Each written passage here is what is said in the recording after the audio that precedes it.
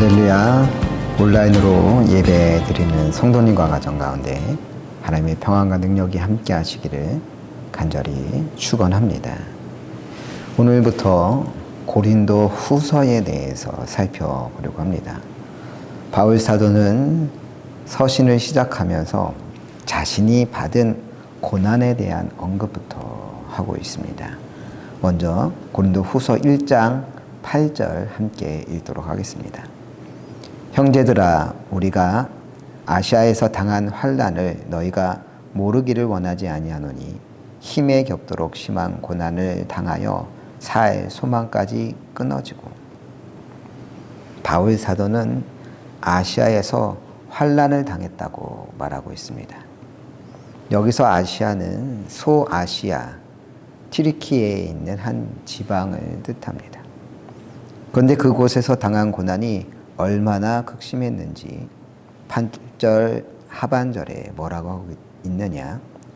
힘에 겹도록 심한 고난을 당했다고 말하고 있습니다. 힘에 겹도록 심한 고난이란 무슨 뜻이겠습니까? 힘에 겹도록이라는 표현은 헬라어 우페로 두나미스를 번역한 것인데 우리의 능력을 넘어서 혹은 우리가 감당할 수 있는 힘의 한계를 초과한 그런 의미를 갖고 있습니다. 따라서 바울의 말은 단순히 조금 버거웠다라고 하는 정도가 아니라 내 힘으론 도저히 감당할 수 없는 수준의 고난을 당했다는 겁니다. 그러다 보니 이어서 뭐라고 하고 있느냐? 살 소망까지 끊어졌다는 겁니다. 여러분, 바울이 왜 이런 고난을 당했겠습니까? 주님을 전하다 그렇게 된 것 아니겠습니까? 그러니 당연히 바울 사도에게는 남들보다 더 깊은 신앙이 있었겠죠. 보통 신앙인들보다 비교할 수 없을 만한 열정적인 신앙이 바울에게 있었던 겁니다. 하지만 그런 바울조차 도저히 감당할 수 없는 수준의 고난을 당하다 보니 어떤 생각까지 하게 되었느냐? 이제 끝이야. 더 이상 못 버티겠어. 이런 절망에까지 빠지게 되었다는 이야기입니다. 왜 그렇게 되었느냐? 사실 바울 사도가 당한 고난은 우리의 상상을 초월했기 때문입니다. 고린도 후서 11장 24절에서 바울 사도는 자신이 얼마나 극심한 고난을 당했는지 고백하고 있습니다. 거기서 바울 사도는 뭐라고 이야기하느냐? 유대인들에게 40에서 하나 감한매를 5번 맞았으며, 유대인들에게 맞았다는 겁니다. 그것도 몇 대를 맞았느냐? 40에서 하나 감한매를 맞았다고 했습니다. 40에서 하나 감한매란 죽기 일보 직전까지 맞았다는 이야기입니다. 유대인들은 40대 이상 때렸다간 그 사람이 죽을 수도 있다고 흔히 생각을 했습니다. 그래서 바울 사도를 때리되 딱 죽기 전까지만 때렸던 겁니다. 그런데 그렇게 40에 하나 감한매를 한 번 맞은 게 아니었습니다. 총 몇 번을 맞았다고 했습니까? 5번이나 맞았다는 겁니다. 여러분, 상상이나 가십니까? 이런 일들 겪다 보니 그 믿음 좋은 바울 사도조차 약하여졌습니다. 이건 내가 도저히 감당할 수 있는 수준이 아니구나. 내가 이러다 죽고 말지. 이런 생각까지 하게 되었다는 것이죠. 그때 바울 사도는 어떻게 했느냐? 다른 이들에게 자신이 얼마나 힘든지 고백했습니다. 8절이 바로 그러한 바울 사도의 고백인데 8절 다시 한번 읽어봅니다. 형제들아, 우리가 아시아에서 당한 환난을 너희가 모르기를 원하지 아니하노니 힘에 겹도록 심한 고난을 당하여 살 소망까지 끊어지고. 바울 사도는 자신의 고통을 미화하지 않았습니다. 40에 하나 감한매를 수차례 맞았을 때 맞을만 했어요. 이렇게 괜히 센 척하지 않았습니다. 바울은 오히려 힘에 겹도록 심한 고통이었다. 그 고통으로 인해 살고 싶은 마음까지 사라졌다고 말하고 있습니다. 그러면서 뭐라고 이야기하느냐? 너희가 모르기를 원하지 아니하노니라고 말하고 있습니다. 내가 얼마나 힘든지, 내가 얼마나 살 소망을 잃고 절망하고 있는지 너희가 꼭 알았으면 좋겠어 라고 말하는 것이죠.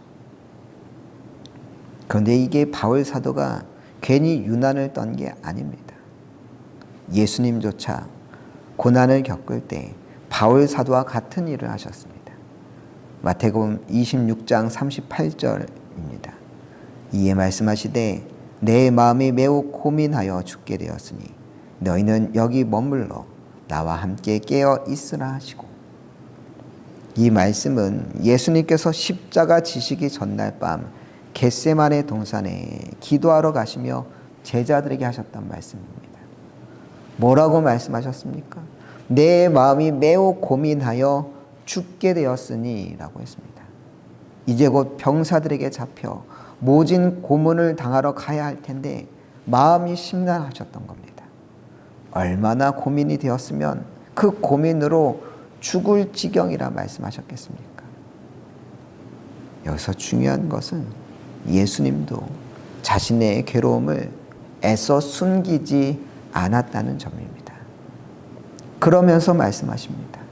내가 죽을 지경이니 너희는 여기 머물러 나와 함께 깨어 있으라고. 내 곁을 떠나지 말라고, 나와 함께 있어 달라 요청하셨던 겁니다. 이게 왜 중요할까요? 왜 힘들 때 힘들다고 말하는 게 중요할까요? 힘들 때 힘들다고 말하는 사람은 보통 그 위기를 이겨낼 수 있지만 힘들 때조차 입 꼭 다물고 아무 말 안 하는 사람은 오히려 위기를 더 키우다가 한꺼번에 무너질 수 있기 때문입니다. 여러분 주변에는 맨날 힘들다, 힘들다, 아프다, 아프다 하는 사람들이 있을 겁니다. 그런데 그래도 평소에 힘들다, 아프다 이렇게 이야기하는 사람은 괜찮은 사람입니다. 그렇게 힘들다, 힘들다, 아프다, 아프다 이야기하면서 자신의 위기를 조금씩 조금씩 넘어갈 수 있기 때문입니다. 그런데 진짜 위기는 어떤 사람에게 찾아오느냐? 입 밖으로 힘들다고 단 한 번 이야기하지 않고 그냥 무식하게 버티기만 하는 사람에게 진짜 위기가 찾아오는 겁니다. 그렇게 무식하게 버티기만 하다 보면 진짜 도저히 감당할 수 없는 어려움이 찾아왔을 때 결국 바스락 무너져 버릴 수 있는 겁니다. 그러니 버티기만 하는 게 지혜로운 게 아닌 겁니다. 예수님조차 힘에 겨운 상황에 놓여 있을 때 주변 사람들에게 힘들어 죽을 지경이라고, 내 곁에 함께 있어 달라고 말하지 않으셨습니까? 예수님도 그러하셨는데 우리가 뭐라고 그렇게 힘들면서 힘들 때 힘들지 않은 척, 아무렇지도 않은 척 합니까? 우리가 무너지지 않으려면 오히려 힘들 땐 힘들다고 이야기할 수 있어야 합니다. 말은 이렇게 하지만 사실 저 역시도 말을 잘 안 하는 타입입니다. 아무리 힘들어도 무작정 버티려고 하는 안 좋은 습관이 있습니다. 특히 교인들 앞에서 목회자로서 힘들어하는 모습을 절대 보이면 안 된다고 하는 괜한 고집 같은 것도 있습니다. 하지만 그런 마음이 여지없이 무너진 때가 있습니다. 때는 2018년 가을이었습니다. 당시 춘천중앙교회에서 선교 담당 목사로 사역하고 있어 매년 9월 추석 시즌이면 교인들과 함께 인도네시아로 의료 선교를 다녀오곤 했습니다. 그래서 그 해에도 의료 선교를 다녀오기 위하여 연초부터 차근차근 준비하고 있었습니다. 그러다가 출발 한 달 전 무렵 아내가 암 진단을 받게 되었던 겁니다. 고통스럽고 혼란한 시기였지만 이제 곧 의료 선교가 한 달도 채 남지 않은 상황이라 소홀히 여길 수가 없었던 겁니다.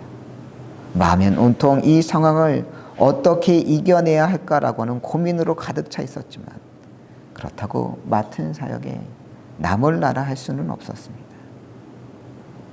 그러던 차에 당시 의료 선교를 주관하고 있었던 신해철 장로님이라는 분이 찾아오셨습니다. 외과 의사로서 의료 선교 시작하는 첫 해부터 정말 헌신적으로 맡아서 모든 일을 담당하던 장로님이셨습니다. 그 장로님이 저에게 이렇게 말씀하시더군요. 목사님, 사모님 이야기 들었어요. 염증성 유방암이라면서요. 사실 유방암 중에서도 이후가 좋지 않은 게 염증성 유방암이에요. 목사님도 힘드시겠지만 사모님이 제일 힘드실 텐데 지금은 의료 선교회로 마음 빼앗기지 마시고 사모님 곁에서 함께 계셔야 할 때인 것 같아요. 함께 갈 목사님은 제가 알아서 따로 섭외할 테니 목사님은 걱정 마시고 사모님 건강에만 신경 쓰셨으면 좋겠어요. 그 이야기를 듣는데 갑자기 눈물이 펑펑 터져 나왔습니다.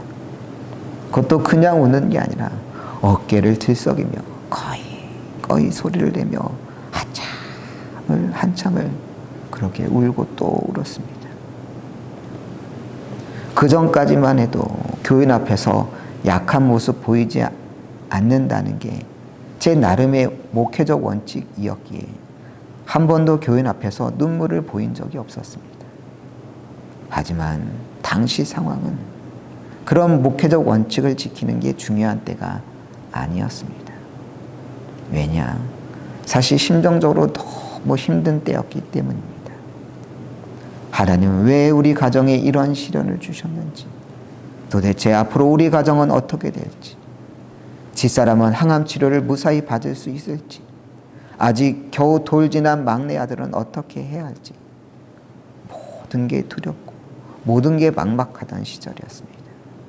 하지만 그런 제 마음을 누구 하나 맘 놓고 터놓을 수 없었습니다.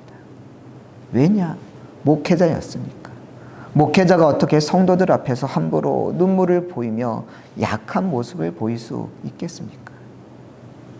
그저 하나님 앞에 날마다 눈물로 기도만 하고 있었지. 누군가 앞에서 눈물을 보인 건 그때가 처음이었습니다. 그런데 장로님 앞에서 그렇게 눈물을 오래 쏟아놓으며 오히려 감사했습니다. 하나님께서 이 장로님을 통하여 지금 나를 위로하고 계시는구나, 그런 생각이 들었습니다. 그렇게 실컷 울고 나니 마음을 다시 추스릴 수가 있었습니다.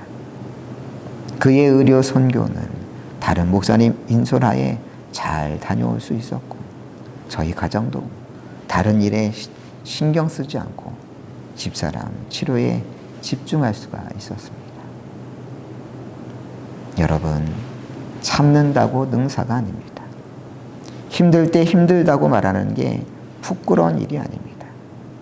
사실 옆에 있는 사람은 우리가 말하기 전까지 우리가 얼마나 힘든지 얼마나 속상한지 알아차리지 못합니다. 그러기에 말하지 않고 입을 꽉 다무는 게 지혜로운 게 아닙니다. 왜냐? 그냥 참기만 하다 보면 결국 좋지 않은 순간에 터져버리기 때문입니다.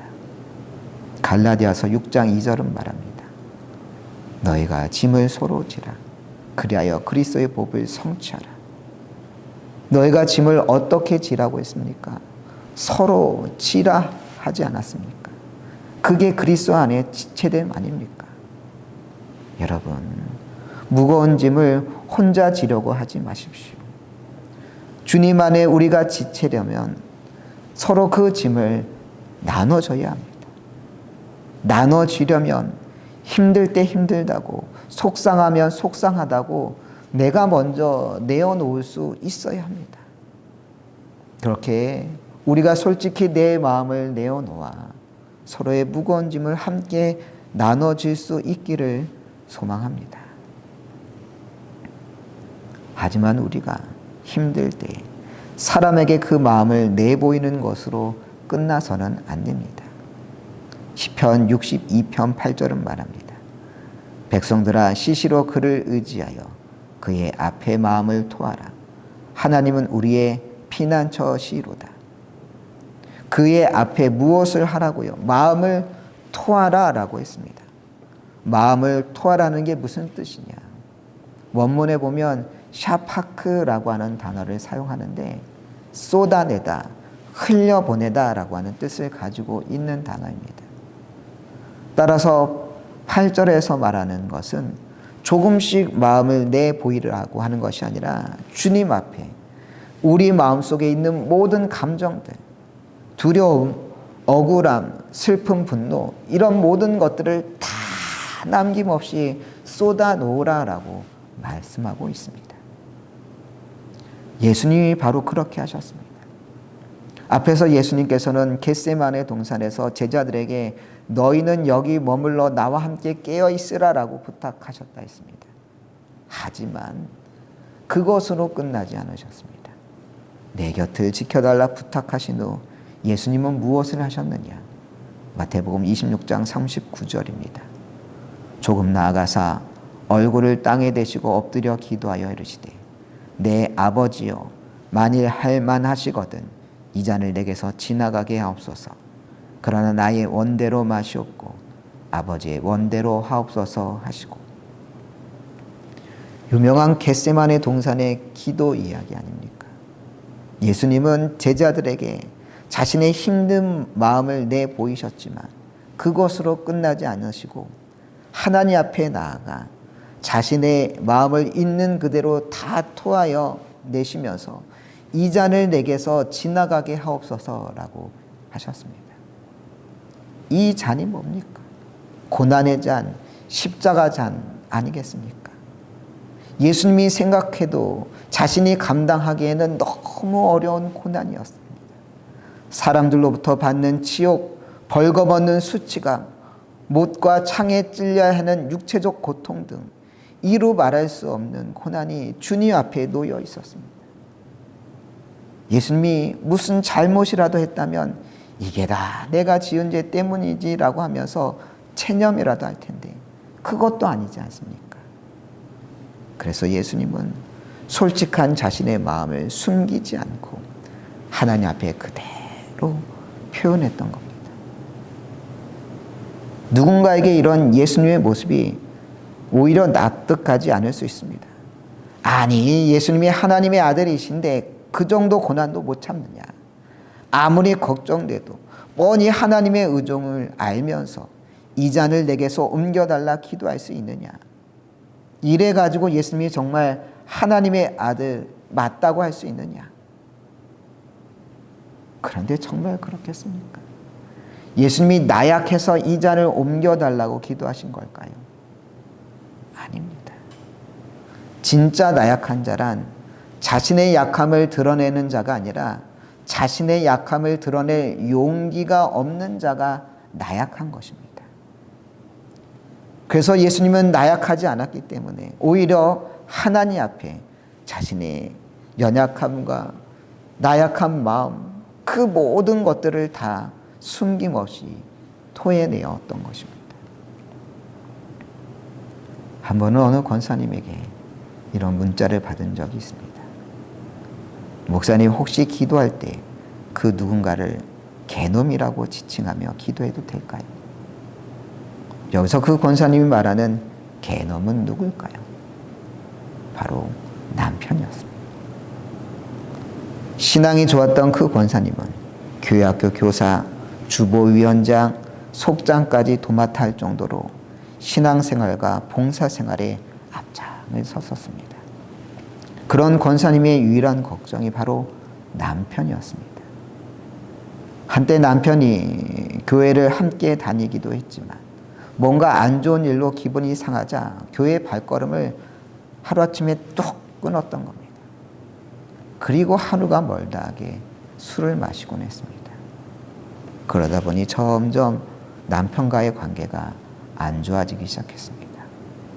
더욱이 그 무렵 친정어머니, 시어머니 모두 몸이 안 좋아 권사님이 그분들을 모두 직접 돌봐야 하는 상황이었습니다. 시간이 흐를수록 남편에 대한 미움의 마음, 원망의 마음은 커져갔고 심지어 남편을 위해 기도하려고 해도 남편이라 부르지 못하고 입에서는 저절로 개놈이라 나왔던 겁니다. 하지만 과연 이렇게 기도해도 되는 건가 싶어 고민 끝에 그 권사님이 저에게 연락하셨던 겁니다. 그래서 그 권사님에게 이야기해 드렸습니다. 권사님, 기도할 때 개놈이라고 해도 주님께서 그 마음 다 아실 거예요. 그 개놈조차 사랑할 수 있는 마음을 허락해 달라고. 그래서 더 이상 개놈이라 부르지 않고 남편을 남편이라 부를 수 있도록 기도하시면 좋을 것 같아요. 그런데 우리가 이처럼 주님 앞에 마음을 토해 놓을 때 어떤 일이 벌어지느냐? 오늘 본문 고린도 후서 1장 4절은 말합니다. 우리의 모든 환난 중에서 우리를 위로하사 우리로 하여금 하나님께 받은 위로로서 모든 환난 중에 있는 자들을 능히 위로하게 하시는 이시로다. 바울 사도는 고백합니다. 자신이 받는 모든 환난 중에서 하나님께서 위로하셨다는 겁니다. 그렇습니다. 우리가 환난 가운데 우리의 마음을 솔직히 쏟아놓을 때 주님께서는 그 마음을 다 헤아리시고 우리를 위로하실 줄 믿습니다. 그래서 바울 사도는 자신 있게 5절과 같이 말합니다. 그리스도의 고난이 우리에게 넘친 것 같이 우리가 받은 위로도 그리스도로 말미암아 넘치는도다.